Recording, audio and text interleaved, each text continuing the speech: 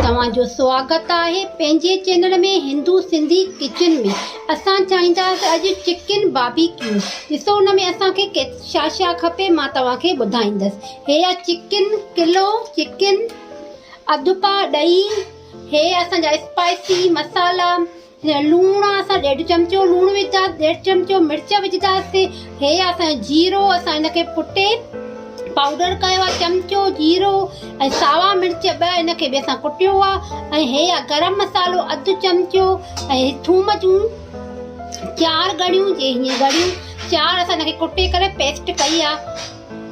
हे आहे टिक्को मसाला, हे टिक्का मसाला असां 1 चमचो टिक्का मसाला, इहे सॼा मसाला असां हिन में विझी छॾिया आहिनि। असां ॾहीअ में सभु मसाला मिक्स करे असां चिकन में विझंदासीं मैरिनेट करण लाइ। असां इहे सभु मसाला ॾहीअ में विझी करे मिक्स कंदासीं।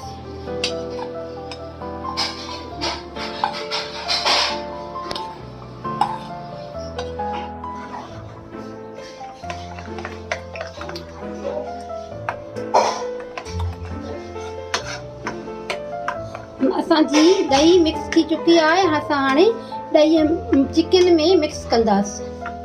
हीअ असांजी किलो चिकन आहे। असां हिन 3 थिया आहिनि। असां राति जो असां हिनखे ठाहींदासीं 8 बजे, त असांजा 2 कलाक असांजा हिनखे मैरिनेट थियण में लॻंदा। असां जेतिरी सुठी मैरिनेट कंदासीं त असांजी चिकन ओतिरी सुठी थींदी। तव्हां भली कलाक खनि बि रखी सघो था हिनखे मैरिनेट करे हिन में रखी छॾी आहे। असां फ्रिज में रखी छॾींदासीं। ॾिसो असां बारबेक्यू जी तयारी कयूं था। ॾिसो असां कीअं कयूं था। असां पंहिंजे घर में सेटअप तयारु कयो आहे। असांखे जेको आहे पहिरियों दफ़ो मां ठाहियां थी, तव्हांजे करे ई असांजे घर में पार्टी आहे, मां हुनजे लाइ तयारी कयां थी। अॻिते मां तव्हांखे ॾिना, तव्हां स्किप न कजो, फुल असांजी वीडियो ॾिसजो।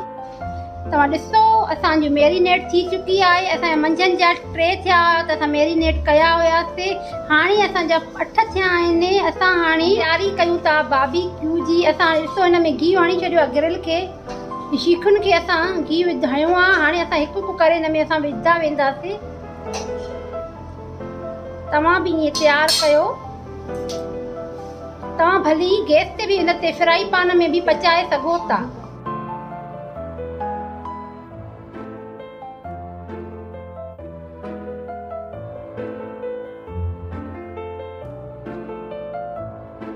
आई चुका हूं। असां ॾिसो तयारु करे छॾी आहे। बाक़ी हिकु बि तयारु कयूं था, पर इहे बोनलेस चिकन हुजे, बोनलेस चिकन हुजे त पोइ मां तव्हांजी आसानीअ सां पइजी वेंदी।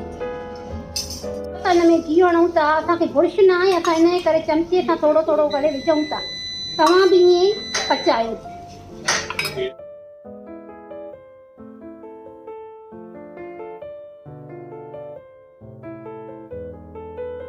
ॾिसो असांजा इहे पचनि था, असां इहे पचायूं था।